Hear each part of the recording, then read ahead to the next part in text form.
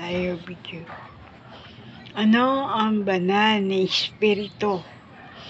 Minsan ay sinabi ni Jesus sa kanyang mga alagad, "Sino ang ama sa inyo na kapag ang kanyang anak ay humingi ng isda, ang marahil ay magbibigay sa kanya ng serpiente sa halip na isda?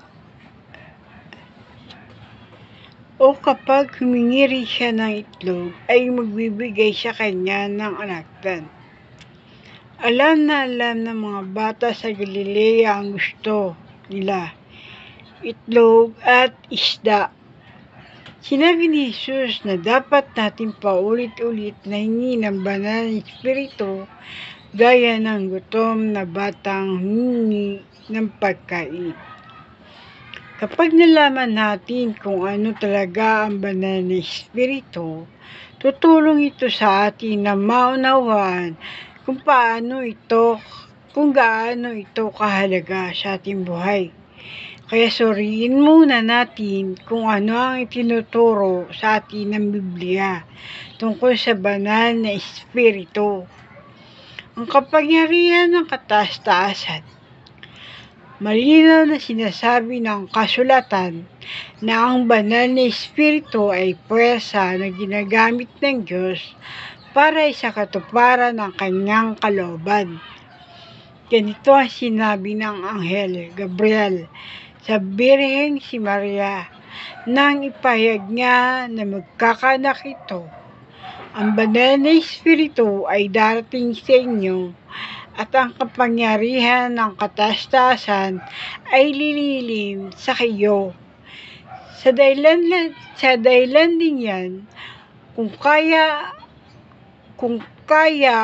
ang panganganak ay tatawaging banal, ang anak ng Diyos.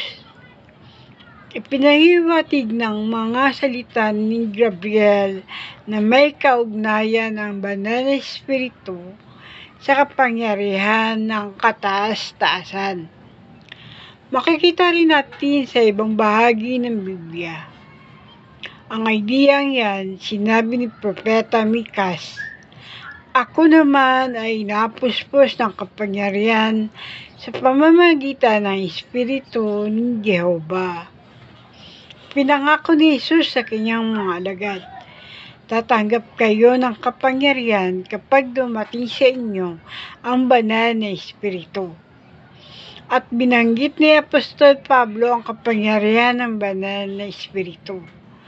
Kung gayon, ano ang ating magiging konklusyon?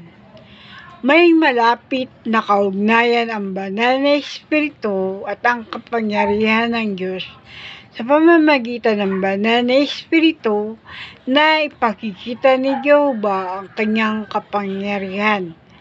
Sa maikli, ang banal na espiritu ay ang ating aktibong puwersa ng Diyos.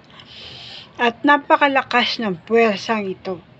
Hindi kayang abutin ng ating isip ang kapangyarihang ginamit ng Diyos para malalang ang universo.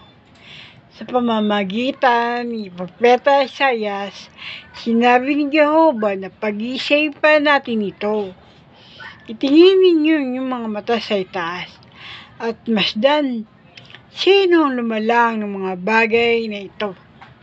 Iyon ang isa sa naglalabas sa hukbo nila ayon sa bilang na lahat sila ay tinatawag niya ayon sa pangalan. Dahil sa kasaganaan ng dinamikong lakas, palibhasay, malakas din ang kanyang kapangyarihan. Walang isa man sa kanila ang nawawala. Kaya pinakikita ng Biblia na dahil sa dinamikong lakas o kapangyarihan ng Diyos sa makapangyarihan sa lahat, maayos at organisado ang universo. Maliwanag, napakalakas ng aktibong puwersa ng Diyos at nakadepende rito ang ating pag-iral.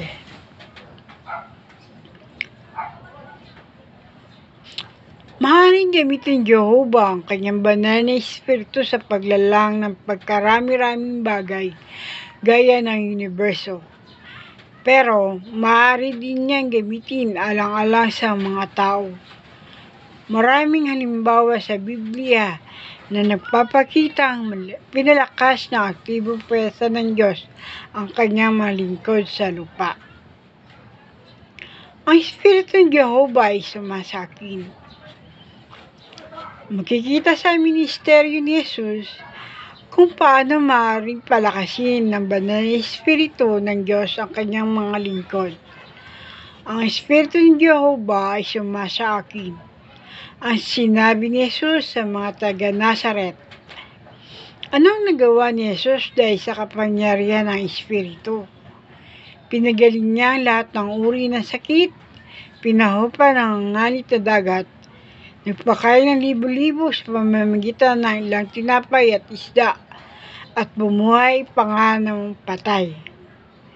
Inilarawan ni Apostol Pedro si Jesus bilang isang lalaki na hayagang pinakita ng Diyos sa pamamagitan ng mga makapangyarihang gawa at mga palatandaan at mga tanda na ginawa ng Diyos sa pamamagitan niya.